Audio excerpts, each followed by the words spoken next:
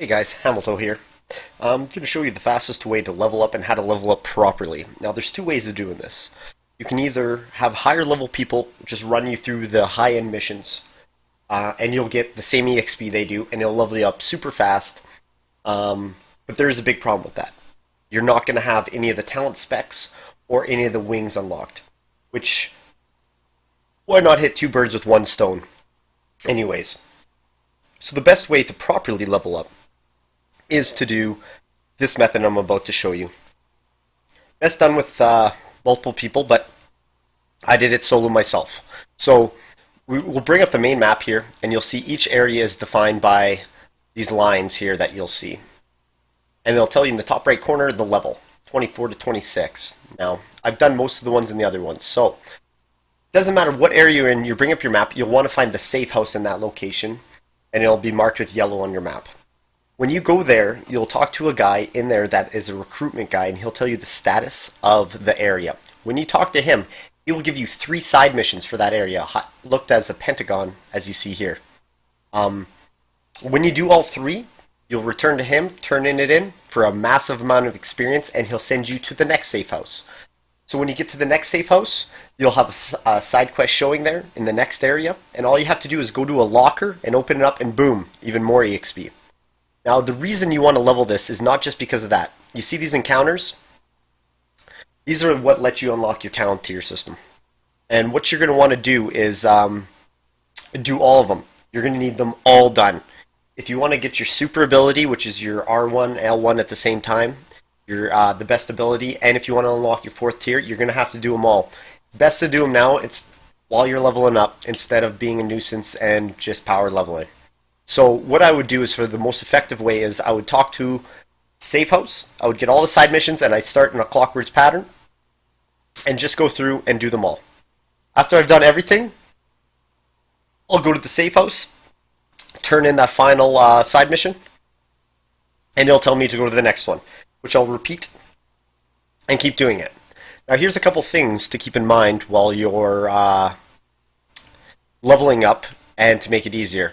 As I'm leveling up, if I see a mission like this, I will do it as soon as I can. I'll do it on normal.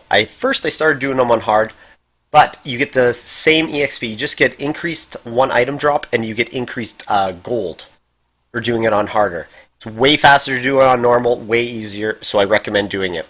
And I just did them as soon as I hit the level cap on them. So now that we got the leveling done, let's get through a little bit of the gearing, so you can get through this a little faster. So while you're doing those encounters and stuff, you'll have your security wing, all your upgrades on each one. So when you're doing those, you're going to want to do the top 2. This is very important. You're going to want to get your armory and barracks, which is going to cost about 500 and 1,000 on your security first. This gives you 25% EXP. You're not going to get this till you're about level 20, but you want these 2. The armory is the big one. You're going to get this right off the bat here, and under there you'll see Advanced Weaponry perk it unlocks. This is going to be where you're going to get your weapons from as you're leveling. It's one of the better spots to get them, and I picked up a weapon probably about every 5 levels. So you're going to see here, when you're leveling up, he'll have 2 guns to offer, and the selection changes every 24 hours. But while you're leveling, it will change every time you gain a level to make up the difference. So about every 5 levels, I would pick one of those up, and just make sure always when you're doing your weapons, you have 2 different types of ammo slots. I usually stuck with an assault or SMG style for my main, and I always had a marksman sniper for my other one for long distance shots. The same principle goes for all wings, medical wing and everything. You want to get the top 2, because when you get the second perk that costs 1,000, which is 1,000 for everyone, that's when you unlock your 3rd ability, like Disaster Aid, Recovery Link. So you get that L1, R1 button, which is a huge game changer, and will help you immensely as you travel.